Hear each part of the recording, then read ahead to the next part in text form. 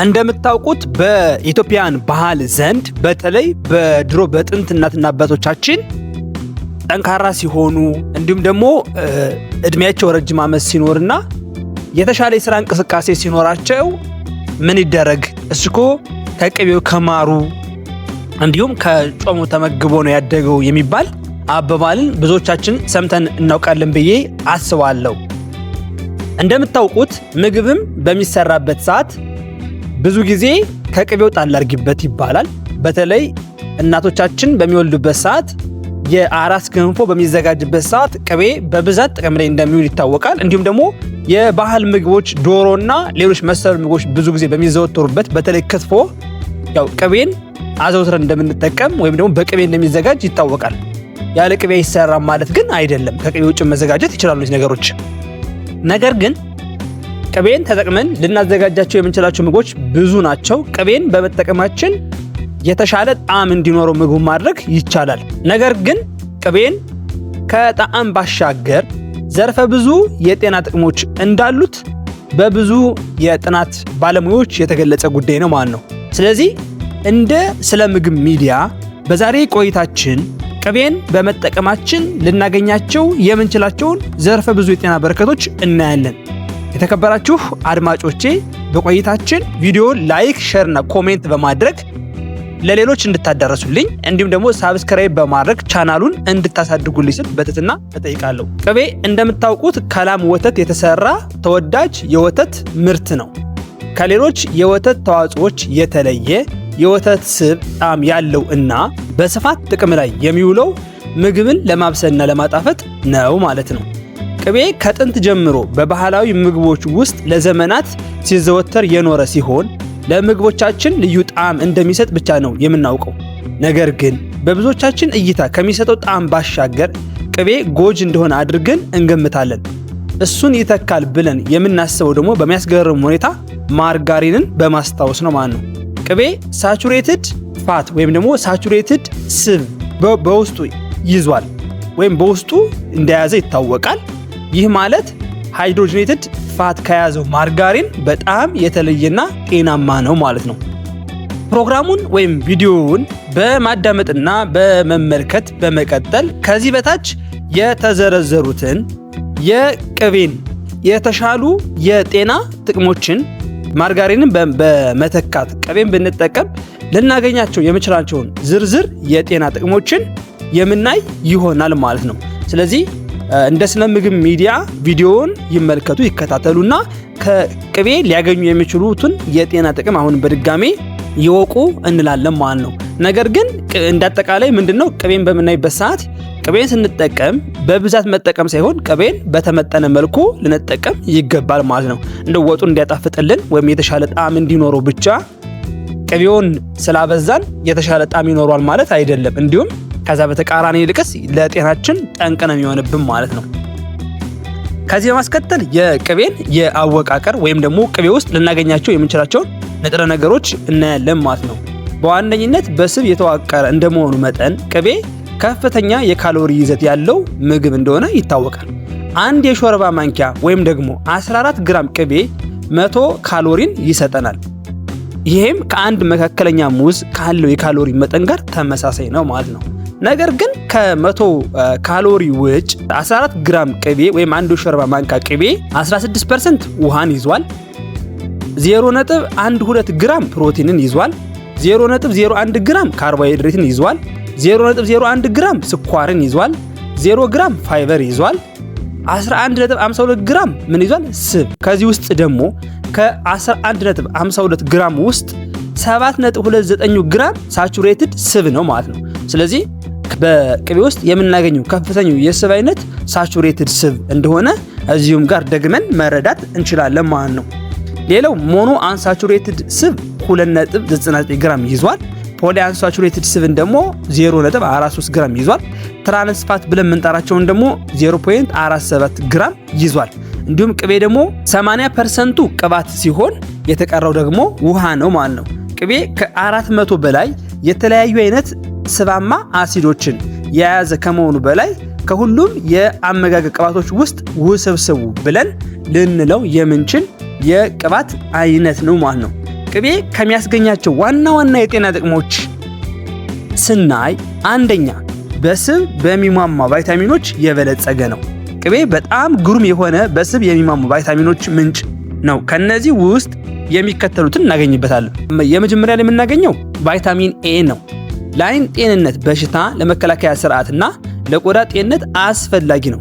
ቅቤ በቫይታሚን ኤ የበለጸገ ነው። በጣም በርከት ያሉ የቫይታሚን ኤ ምንጮች አሉ። ነገር ግን ከቅቤ የምናገኘው የቫይታሚን ኤ በጣም ተመራጭ ነው።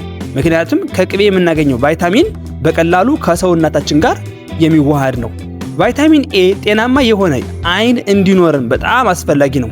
በቅቤ ውስጥ ያለው ይህ ቫይታሚን በሰውነታችን ውስጥ ለሚገኙ የተለያዩ እጢዎች ተግባራቸውን በትክክል እንዲወጡ አስፈላጊ ነው። ሌላው ቫይታሚን ዲ ነው። ለአጥንት ጤንነት እና ካልሲየም እንዲመጠጥ አስፈላጊ የሆነ ቫይታሚን ነው ማለት ነው። ሌላው ቫይታሚን ኢ ነው። እንደ አንቲ ኦክሲዳንት ሆኖ ያገለግላል። እንዲሁም የቆዳና በሽታ የመከላከያ ስርዓቶች ጤንነትን ይደግፋል። በቅቤ ውስጥ የሚገኙት ቫይታሚን ኢ እና አስፈላጊ ቅባቶች ለቆዳ የመለጠጥ ባህሪና እርጥበት አስተዋጽኦ ያደርጋሉ ማለት ነው። እንዲሁም በቅቤ ውስጥ ቫይታሚን ኬ2 እናገኛለን። በካልሲየም ሜታቦሊዝምና በአጥንት ጤንነት ላይ ወሳኝ ሚና ይጫወታል። እንዲሁም በመጨረሻ ቫይታሚን ቢ12ን እናገኛለን። ኮባላሚን ተብሎ የሚጠራው ቫይታሚን ቢ12 በእንቁላልና በእንስሳት ተዋጽኦች ውስጥ ቢገኝም እንዲሁም ደግሞ በወተት ተዋጽኦ ውስጥም እናገኘዋለን ማለት ነው። ቅቤ የምግብ ጣዕምን የሚጨምር ከመሆኑም በላይ ከሌሎች ምግቦች ውስጥ የምናገኛቸውን በፋት የሚሟሙ ቫይታሚኖችን እንዲመጠጡ ያግዛል ማለት ነው። ሁለተኛ ጤናማ ቅባት ይሰጣል። አጫጭር ሰንሰለት ወይም መካከለኛ ሰንሰለት ፋቲ አሲዶችን ወይም ሾርት ቼይን እና ሚዲየም ቼይን ፋቲ አሲድን ይዟል። እነዚህ አሲዶች በቀላሉ የሚመጠጡ ሲሆኑ እንደ ኃይልና ጉልበት ምንጭ በመሆንም ይጠቅማሉ ወይም በመሆን ጥቅም ይሰጣሉ። ከነዚህ ቅባቶች መካከል አንዳንዶቹ እንደ ቡታይሬት ያሉት ጸረ ኢንፍላማቶሪ ባህሪያት ያላቸው ሲሆን የሆድ ዕቃና የአንጀት ጤንነትን ይደግፋሉ ማለት ነው። ሶስተኛ የሆርሞን ምርትን ይደግፋሉ። በቅቤ ውስጥ ያለው ሳቹሬትድ ቅባት ወይም ፋቲ ሆርሞኖች እንዲመረቱ እና በስብ የሚሟሙ ቫይታሚኖች እንዲመጠጡ በጣም አስፈላጊ ነው ማለት ነው። ቅቤ ለሆርሞን ምርት፣ ለአንጎል ተግባር እና ለኃይል አስፈላጊ የሆኑ ከፍተኛ ጥራት ያላቸው ሳቹሬትድ ፋቶችን ይሰጣል። እነዚህ ቅባቶች የህዋስ ሽፋኖች እንዲፈጠሩ አስተዋጽኦ ያደርጋሉ። እንዲሁም የነርቭ ስርዓት ተግባርን ይደግፋሉ። ቅቤን መጠቀም ወለንዝን ፋክተርን የተባለ የሆርሞን መሰል ባህሪ ያለው ንጥረ ነገር አለው። ይህ ነገር የመገጣጠሚያ መገተርንና ከአርታይተስ ጋር ተያይዞ የሚመጣን ኢንፍላሜሽንን ይከላከላል። በተጨማሪም ካልሲየም በመገጣጠሚያዎች አካባቢ እንዳይቀርና በቀጥታ አጥንቶች ጋር እንዲደርስ በማድረግ ጥቅም ላይ ይውላል ማለት ነው፣ ወይም ይጠቅመናል። ከቀድሞ የተሳሳቱ እምነቶች በተቃራኒ በተፈጥሮ የሚገኙ ሳቹሬትድ ፋቶችን በመጠኑ መጠቀም የተመጣጠነ የአመጋገብ አካል በመሆን አሁንም በሰፊው ዕውቅና አግኝቷል። አራተኛ የልብ ጤንነትን ያሻሽላል። ይህ ምንድነው? በልክ ወይም ደግሞ በአግባቡ በመጠኑ ስንጠቀመው ማለት ነው። በአንዳንድ ጥናቶች ላይ እንደተመለከትነው የሰውነት ስብን የሚቀንሰው እና የልብን ጤንነት የሚያሻሽለው ኮንጁጌትድ ሊኖሊክ አሲድ በውስጡ ይዟል። ሳር ከምትመገብ ላም የሚገኘው ቅቤ ኦሜጋ 3 ከኦሜጋ 6 ጋር ያለውን ንጽጽር የተሻለ ሲሆን ይህም የልብና የደም ዝውውር ጤንነትን ይደግፋል። አምስተኛ የአንጎል ጤንነትን ይጨምራል። ቅቤ የኮሌስትሮል ምንጭ ሲሆን ይህም ከአንጎል ተግባርና ለሴሎች ቅንጅት በጣም አስፈላጊ ነው። እንደ ቡታይሬት ያሉ ፋቲ አሲዶች የኒውሮ ዲጀነሬቲቭ በሽታዎችን ይከላከላል። ቅቤ ለሆርሞን ምርት፣ ለአንጎል ተግባር፣ ለኃይል አስፈላጊ የሆኑ ከፍተኛ ጥራት ያላቸው ሳቹሬትድ ፋቶችን ይሰጣል። እነዚህ ቅባቶች የህዋስ ሽፋኖችን እንዲፈጠሩ አስተዋጽኦ ያደርጋሉ፣ እንዲሁም የነርቭ ስርዓትን ትግበራት ይደግፋሉ ማለት ነው። ስድስተኛ ሜታቦሊዝምን የሚያሻሽል ልዩ ቅባት ነው። ቅቤ በተፈጥሮ የኮንጁጌትድ ሊኖሊክ አሲድ ምንጭ ሲሆን ይህ ቅባት ወይም ፋቲ አሲድ ሜታቦሊዝምን ወይም የምግብ ወደ ኃይል የመቀየር ሂደትን በማሻሻል የሰውነት ስብን በመቀነስና ኢንፍላሜሽንን በመከላከል ይታወቃል። ኮንጁጌትድ ሊኖሊክ አሲድ የሰውነትን የመከላከል አቅም ያጠናክርና አጠቃላይ የሴሎችን ጤንነት ሊያሳድግ እንደሚችል ጥናቶች ያመላክታሉ። እሳር የበላች ላም ከፍተኛ የሆነ የኮንጁጌትድ ሊኖሊክ አሲድ እና የኦሜጋ 3 አሲድ መጠን ያላት ሲሆን ይህም ለልብና የደም ዝውውር ስርዓት ጠቃሚ ነው ማለት ነው። ምንድነው ኮንጁጌትድ ሊኖሊክ አሲድ? ላሚቱ እሳር በምትበላበት ጊዜ ከፍተኛ የሆነ ኮንጁጌትድ ሊኖሊክ አሲድ ስለሚኖራት ማለት ነው ደግሞ የተሻለ ጤንነት ላይ ስለሚያግዘን ማለት ነው። 7ኛ ለጨጓራና አንጀት ጤንነት ተመራጭ ነው። ቅቤ በውስጡ ቡታይትሬት የተሰኘ ፋቲ አሲድ ይዟል። ይህ ንጥረ ነገር የምግብ መፈጨትን የሚያሳልጥ ሲሆን የአንጀት መቆጣትን ወይም ኢንፍላሜሽንን በመቀነስ ለጨጓራና ለአንጀት ጤና ትልቅ አስተዋጽኦ ያደርጋል። ቡታይሬት የአንጀት ግድግዳዎች ጤንነትን ይደግፋል። የምግብ መፍጫ ውስጥ ያሉ ቱቦችን ኢንፍላሜሽን ይቀንሳል። እንዲሁም የአንጀት ትክክለኛ ተግባርን ያግዛል። በተጨማሪም በሴል ደረጃ የኃይል ምርትን ያግዛል። እንዲሁም የተሻለ ሜታቦሊክ ሚዛን እንዲኖር አስተዋጽኦ ያደርጋል። 8ኛ ጤናን በሚለግሱ ፋቲ አሲዶች ክምችት የተሞላ ነው። ሲላኔም ለተባለ ሚኔራል ምንጭ ነው። በቅቤ ውስጥ የሚገኘው ሲላኔም ጠንካራ የሆነ ጸረ አንቲኦክሲዳንት ባህሪ አለው። ኤክስፐርቶች እንደሚናገሩት ሲላኔም ኢንፍላሜሽንን በመቀነስና ለካንሰር የመጋለጥ እድልን በመቀነስ በጣም ጠቃሚ ነው። በተጨማሪም ሲላኔም ከቫይታሚን ኢ ጋር በመጣመር ሌላ ተጨማሪ ጸረ አንቲኦክሲዳንት ጥቅም ሲኖረው ለቆዳ በጣም ጠቃሚ ነው። ስለዚህ ከላይ ያየናቸው በዋናነት 8 ዋና ዋና ጥቅሞች ምንድናቸው ማለት ነው? እኛ ቅቤን በመጠቀማችን ከሚሰጠው ጣዕም ባሻገር ልናገኛቸው የምንችላቸው የጤና በረከቶች ሲሆኑ ከዚህ በማስከተል ደግሞ የአጠቃቀም ምክሮችን እናያለን። ቅቤን በምንጠቀምበት ሰዓት ምን አይነት ጥንቃቄዎችን ወይም ልናደርጋቸው የሚገቡ ነገሮች ካሉ እነሱ እናያለን። አንደኛ ቅቤውን ስንመርጥ ቅቤው ሲገዛ ልናያቸው ልንመለከታቸው የሚገቡ መስፈርቶች ምን እንደሆኑ እናያለን። ቅቤን ሲመርጡ የተሻለ የተመጣጠነ ምግብ ይዘትና ጤናማ ቅባት ስብጥር ስላላቸው እሳር ከበሉ ወይም ከተመገቡ ላሞች የተገኘ ቅቤ ወይም ኦርጋኒክ ቅቤን ይምረጡ።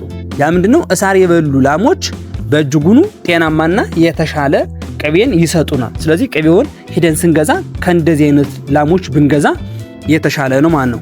ሌላው የመጠን ቁጥጥር ነው። ይሄ ምንድነው? ቅቤን በምንጠቀምበት ሰዓት ነው። ቅቤ በርካታ ጥቅሞች ቢኖሩትም ከመጠን በላይ መመገብ ወይም መውሰድ የሰውነት ክብደትንና የኮሌስትሮል መጠንን እንዲጨምር አስተዋጽኦ ሊያደርግ ይችላል። ምንም እንኳን ቅቤ እነዚህን ሁሉ ጥቅሞች ቢይዝም ከፍተኛ የካሎሪ መጠን ስላለው ለምግብ መፍጫነት ወይም ቁርስ ላይ በመጠኑ መጠቀም ያስፈልጋል። ቅቤን በምንገዛበት ጊዜ ትኩስ መሆን አለበት። ሌላው ከላሟ በመቀጠል ቅቤው ደግሞ የቆየ የሚከረም ቅቤ ሳይሆን ትኩስ ቅቤ እንዲሁም ደግሞ ጥሬ የሆነ ቅቤ ቢሆንም እንዲሁም ደግሞ ተፈጥሯዊ የሆነ ከምንም ጋር ያልተቀላቀለ ቅቤ መግዛት ላይ ምንድነው ማለት ነው ማተኮር አለብን። እነዚህ የምናደርግ ከሆነ የተሻለ ከቅቤ ልናገኝ የሚገባውን ጥቅም እናገኛለን ማለት ነው። ሌላው ቅድም ከላይ የጠቀስነውን ምንድነው እንደ መጨረሻ ለመጨመር ብዙ ጊዜ ቅቤን በምንገዛበት ሰዓት ቅቤውን ልንገዛው የሚገባው እሳር ከተመገበች ላም ስለሚሆን የዚህ ደግሞ ዋና ምክንያቱ ምንድነው? ኮንጁጌትድ ሊኖሊክ አሲድ እና ኦሜጋ 3 ፋቲ አሲድ በተሻለ መንገድ ስለሚይዝና ያ ደግሞ እኛ የምንመገብበት ሰዓት የተሻለ ጤና ስለሚሰጠን ይሆናል ማለት ነው። ስለዚህ የተከበራችሁ ክቡራን አድማጮቼ ቅቤን ተጠቀሙ። ቅቤን በመጠቀም ከቅቤ ሊገኝ የሚችለውን የጤና ጥቅም ይጠቀሙ እንላለን። ነገር ግን እንደ ስነ ምግብ ሚዲያ በመጨረሻ ማለት የምንፈልገው ቅቤን በመጠኑ ይጠቀሙ፣ እንዲሁም ደግሞ ሳር ከምትመገብ ላም የሚገኝን ቅቤ ይጠቀሙ እንላለን። እናመሰግናለን።